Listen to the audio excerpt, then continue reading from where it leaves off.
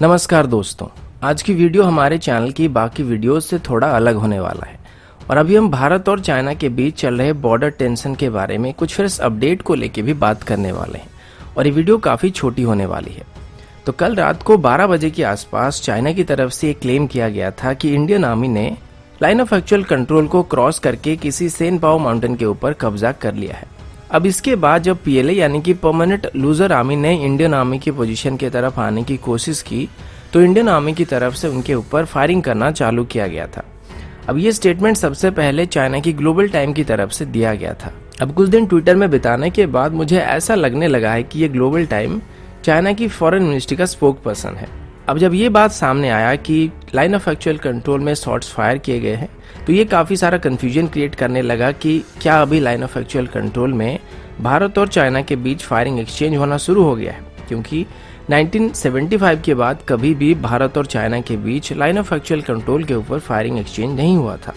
अब इसके कुछ ही समय बाद चाइना की वेस्टर्न थिएटर कमांड के ऑफिशियल स्पोक पर्सन ने भी नोटिस जारी किया था जिसमें ये बताया गया था कि 7 सितंबर को इंडियन आर्मी ने illegally line of actual control को पार करके पांगोंग लेक के साउथ बैंक में मौजूद सेनपाओ माउंटेन के ऊपर कब्जा कर लिया है।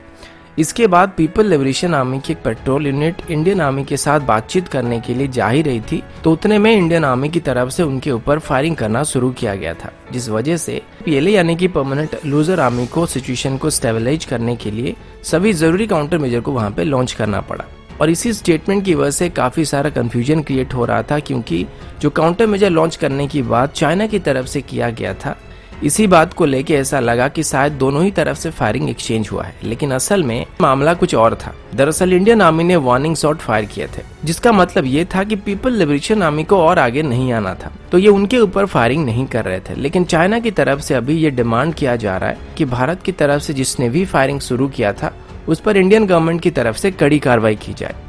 आज इसी के ऊपर हमारे गवर्नमेंट की तरफ से भी ऑफिशियल स्टेटमेंट आ चुकी है। इसके मुताबिक भारत अभी लाइन ऑफ एक्चुअल कंट्रोल में सिचुएशन को स्टेबलाइज करने के लिए हर मुमकिन कोशिश कर रही है, जबकि चाइना बार बार प्रोवोकेशन दिखाने वाली हरकतें कर रहा है। और चाइना की तरफ से जो क्लेम किया गया था कि इंडियन आर्मी की तरफ से लाइन ऑफ एक्चुअल कंट्रोल को क्रॉस किया गया था, इसको भी भारत की तरफ से इनकार किया गया है। और भारत का कहना है कि हम लाइन ऑफ एक्चुअल कंट्रोल को पार नहीं किए थे,